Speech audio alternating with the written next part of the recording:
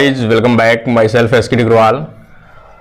आज अपन बात करेंगे खास तौर से, जैसे कि आप स्क्रीन पे देख पा रहे हो, राजस्थान जो लोक सेवा आयोग है, जो हाल ही के अंदर फर्स्ट ग्रेड का जो रिजल्ट है वो जारी कर दिया गया है। और फर्स्ट ग्रेड का रिजल्ट जो है प्रोविजनल लिस्ट जारी करने के बाद में अब बारी आती है आपके डॉक्यूमेंट वेरिफिकेशन की।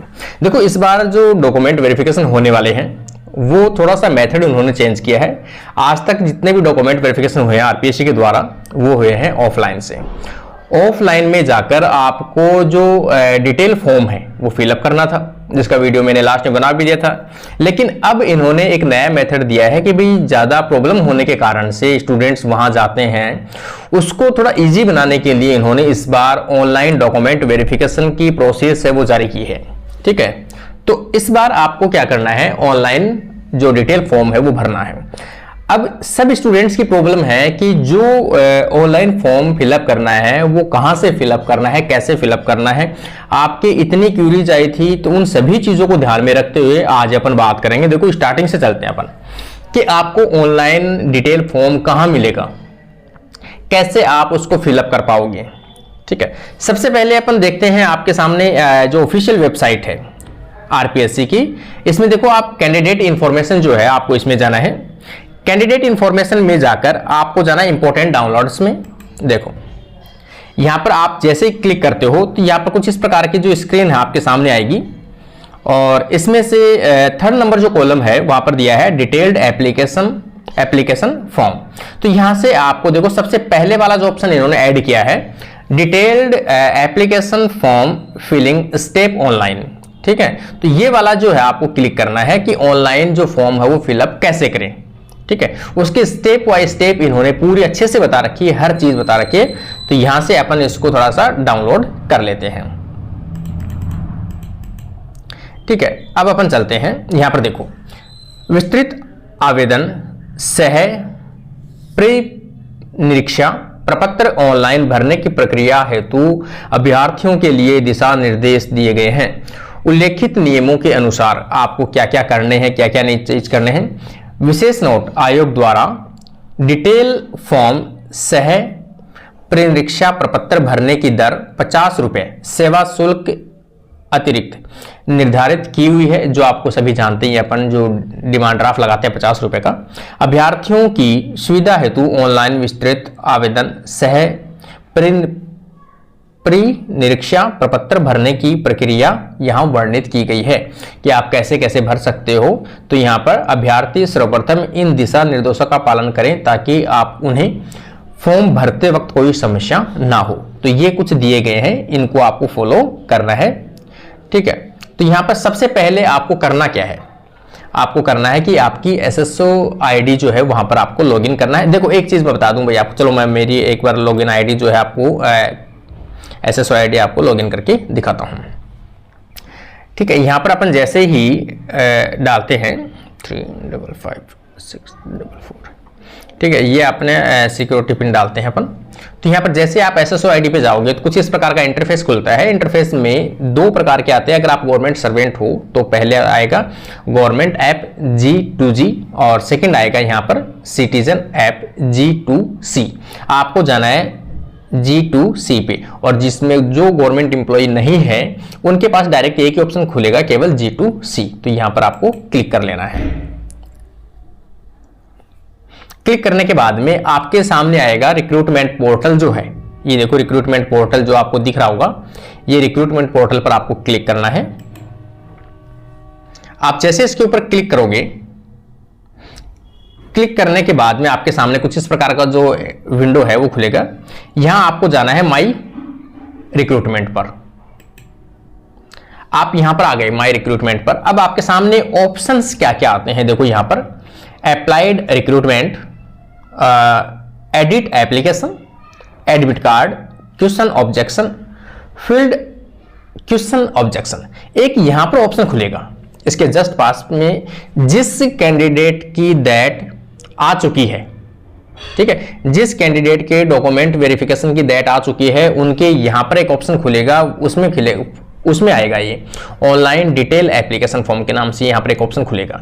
जैसे मान लो कि अपन बायोलॉजी के हैं तो अपने पास में अभी ऑप्शन नहीं आया है, जैसे म्यूजिक, ड्राइंग और पंजाबी। उन लोगों की अगर एसएसओ आईडी आप खोलोगे तो यहाँ पर ऑप्शन आ चुका होगा। तो यहाँ से आपको क्लिक करना है और उस फॉर्म को आपको क्या करना है, फिल करना है। अब अपन चलते हैं वापस, मैंने बता दिया कैसे आपको भरना है। जब आपके सब्जेक्ट का अगर आता है तो यहाँ पर आपको आना है एसएसओ आईडी की यहाँ ऐसे। अब अपन चलते हैं यहाँ पर, देखो सबसे पहले अभ्यर्थी ऑनलाइन विस्तृत आवेदन भरने के लिए एसएसओ पोर्टल पर लॉगिन करें। सबसे पहले आपने लॉगिन किया। अब आपको बताया गया इन्होंने एसएसओ जो आईडी है, डैशबोर्ड है के अंतर्गत अभ्यर्थी रिक्रूटमेंट पोर्टल पर एप्लीकेशन पर क्लिक करें, जो मैंने बता दिया आपको इस पर क्लिक करना है। सेकंड चीज देखो यहाँ पर रिक्रूटमेंट पोर्टल के अंतर्गत आपको कहां पे जाना है, माई रिक्रूटमेंट बटन प्रदर्शित होगा, अभ्यर्थी इस पर क्लिक करें। यहां पर आपको डालना है माई रिक्रूटमेंट के ऊपर डालना है, अभ्यर्थी माई रिक्रूटमेंट बटन पर क्लिक करें। आगे देखो, अब देखो अभ्यर्थी माई रिक्रूटमेंट पर क्लिक करें। माई रिक्रूटमेंट के अंतर्गत डिटेल फॉर्म कम स्क्रूटिनी पर क्लिक करें।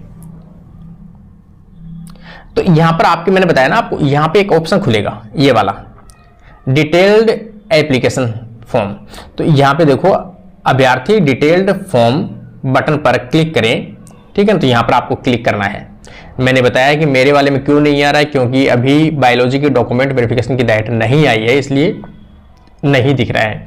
लेकिन जिनकी डेट अनाउंस हो चुकी है उनकी ये ऑप्शन ऑटोमेटिक खुल जाएगा, ठीक है। डिटेल फॉर्म पर क्लिक करने के पश्चात start that and that apply now button प्रदर्शित होंगे। कब से कब तक आपको भरने हैं वो तारीख आ जाएगी उसमें। अप्लाई नाउ पर क्लिक करना है आपको। इसके अंतर्गत अभ्यर्थी चाही गई परीक्षा के सम्मुख प्रदर्शित अप्लाई नाउ पर बटन करें कि कौन से एग्जाम के लिए आप अप्लाई कर रहे हैं, उसी के सामने आपको क्लिक करना है। आपको किसके सामने करना है, फर्स्ट ग्रेड के सामने करना है या फिर स्कूल लेक्चर के सामने करना है, किस सब्जेक्ट के सामने करना है, वो ऑप्शन सब आपके सामने दिखाई देंगे। उसी के सामने आपको क्लिक करते हुए आगे बढ़ना है। अभ्यर्थी जिस परीक्षा हेतु विस्तृत आवेदन पत्र भरना चाहते हैं, प्रपत्र भरना चाहते हो, उसके समक्ष अप्लाई नाउ मैंने बता दिया आपको उसी के सामने अप्लाई करना। जैसे ये दे रखा है तो यहाँ पर ये है तो इसके सामने इसी पे अप्लाई करना आपको। उससे आगे चले, अप्लाई बटन पर क्लिक करने पर 2 पॉपअप विंडो ओपन होगी।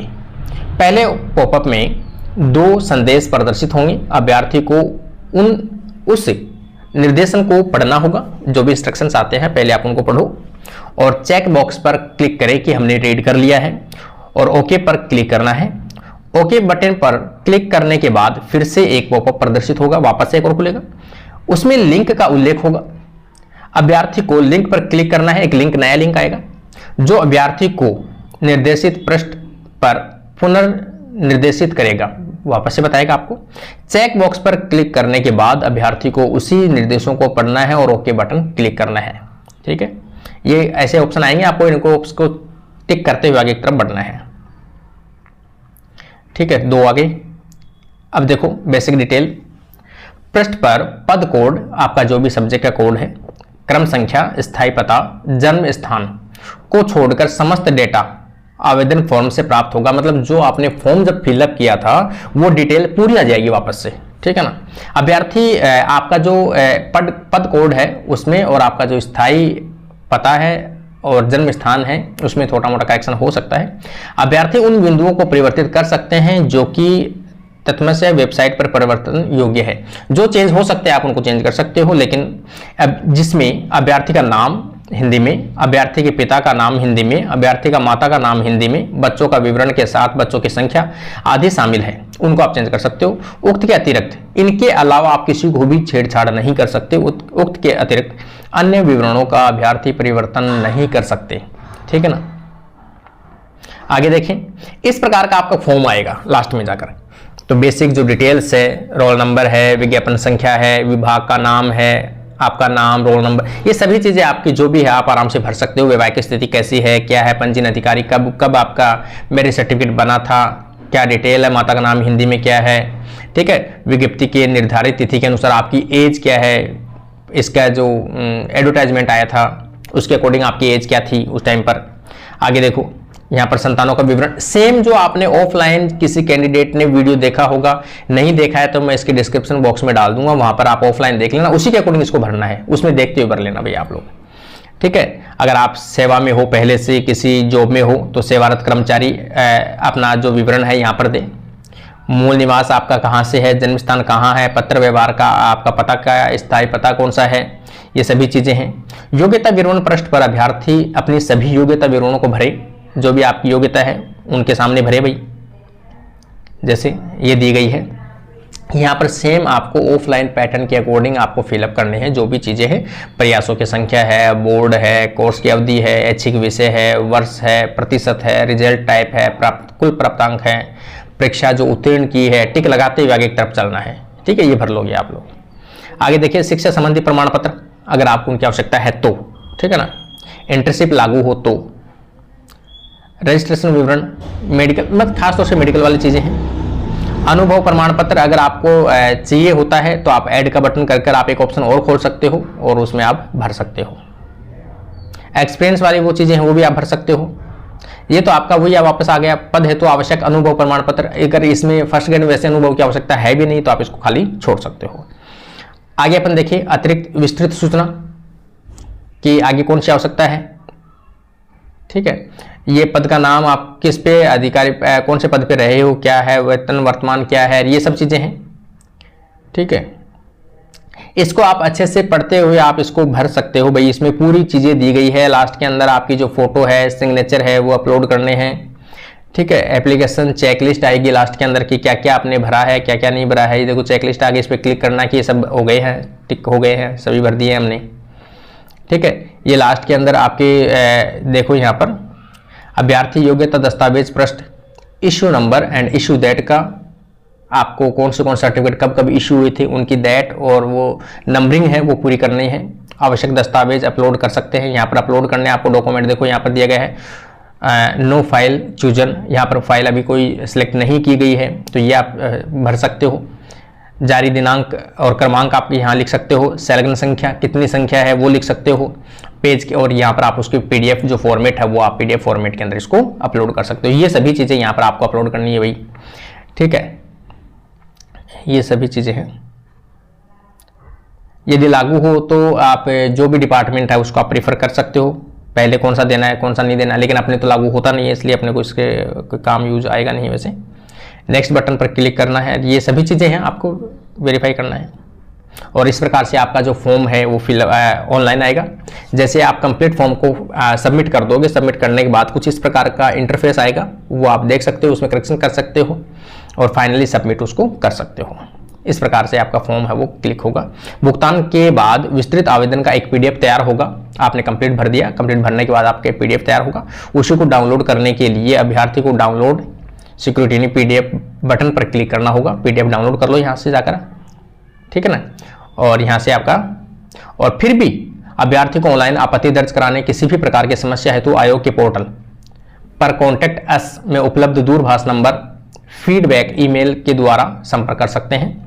अभ्यर्थी तकनीकी समस्या हेतु मेल कर सकते हैं। ये आपकी देखो समस्या के लिए जो भी कोई टेक्निकली प्रॉब्लम आती है उसके लिए है रिक्रूटमेंट हेल्प डेस्क @rajasthan.gov.in पर मेल कर संपर्क कर सकते हैं।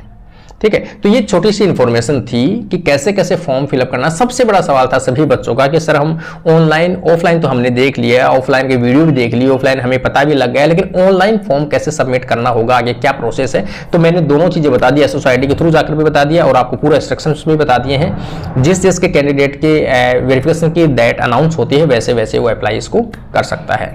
तो उम्मीद करता हूँ आपको पसंद आई होगी और अपने फ्रेंड्स तक जरूर शेयर कीजिए ताकि सभी स्टूडेंट्स को इसका बेनिफिट हो सके और किसी का फॉर्म गलत ना हो। सभी स्टूडेंट्स के लिए best of luck. Thank you friends.